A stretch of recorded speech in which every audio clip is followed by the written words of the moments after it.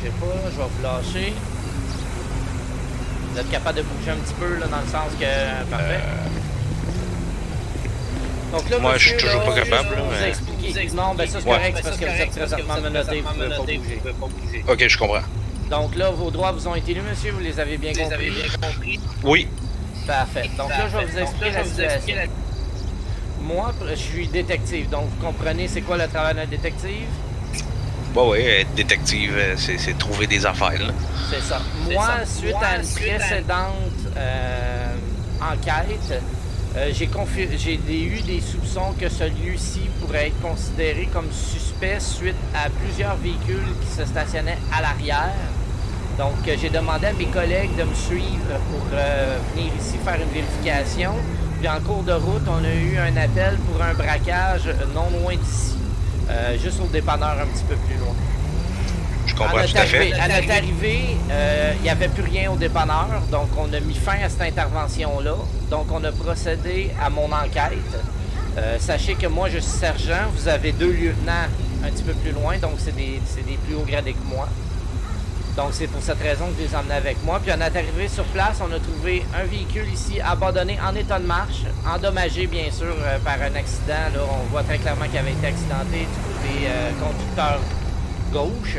Puis il était débarré à notre arrivée. Donc moi, à partir de ce moment-là, j'ai le droit d'effectuer une fouille pour vérifier à qui appartient le véhicule, puis s'il est déclaré volé ou non. Puis lors de la fouille, ben, j'ai trouvé un très gros montant d'argent dans le coffre arrière. Donc on s'entend que si le véhicule n'était pas barré, Je reviens, boys. je pouvais ouvrir la valise par le piton dans le plancher. J'ai déjà une skyline, donc je sais comment ça fonctionne. Je comprends, je vais attendre la fin, mais je veux parler après, monsieur le détective. Ben, il n'y a pas de problème. Donc, moi, comme je vous dis, j'ai fait mes vérifications. J'ai été chercher la machine pour vérifier m'assurer que l'argent était bien légal. Puis après vérification, la machine m'a confirmé que c'était de l'argent non réglementé. Donc, j'ai procédé à la saisie du véhicule ainsi que du contenu du coffre. Puis après la vérification de la plaque, ça m'a donné que le véhicule appartenait à un monsieur Laurent. Ça m'a pas dit exactement le nom complet. Il va falloir que je vérifie là, avec le système si c'est moi qui avais un problème avec la tablette à ce moment-là. Donc, donnez-moi un instant, je vais vérifier tout de suite. Monsieur Cloutier, petite question pour vous. Oui. Je vais vous reposer la question. De quelle manière avez-vous eu de l'argent illégal? Ben écoutez, moi, comme je vous dis, ce n'est pas de l'argent illégal selon moi. C'est de l'argent qui est censé être tout à fait légal. Et puis, la seule façon que je me fais de l'argent, moi, c'est avec le tabac. Parce que j'ai parlé avec le gouvernement, puis celui-ci me confirme que le tabac, c'est de l'argent légal. Alors, vous avez sûrement fait de quoi pour l'avoir illégal?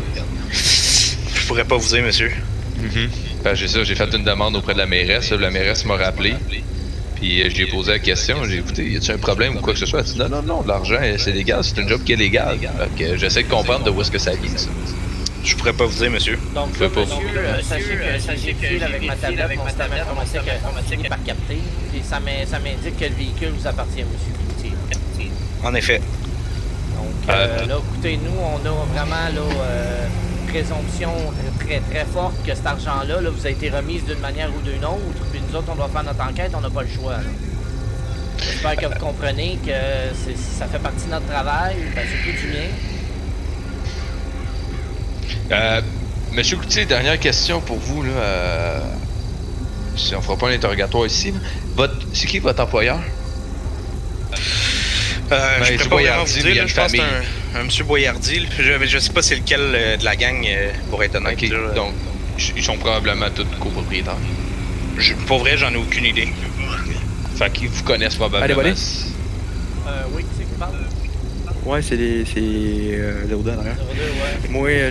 Moi, je m'en vais en œil de Dieu. Puis je vais vas-y. Fait que moi, vous laisser, désolé. Fait que, ok, vous me dites c'est un des Boyardi de la famille doit être là-dedans au complet. Je pourrais pas vous dire pour vrai, j'ai aucune idée. Là, je fais beaucoup plus affaire avec Nick Romano que les Boyardi, là.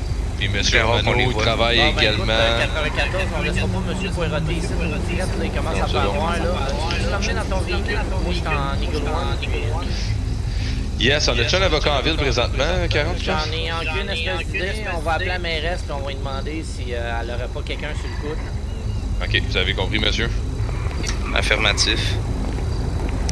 On va faire les démarches nécessaires là, pour que vous ayez une défense On va tout plénière. faire ça rendu au poste. Je dois juste procéder à votre fouille avant de commencer.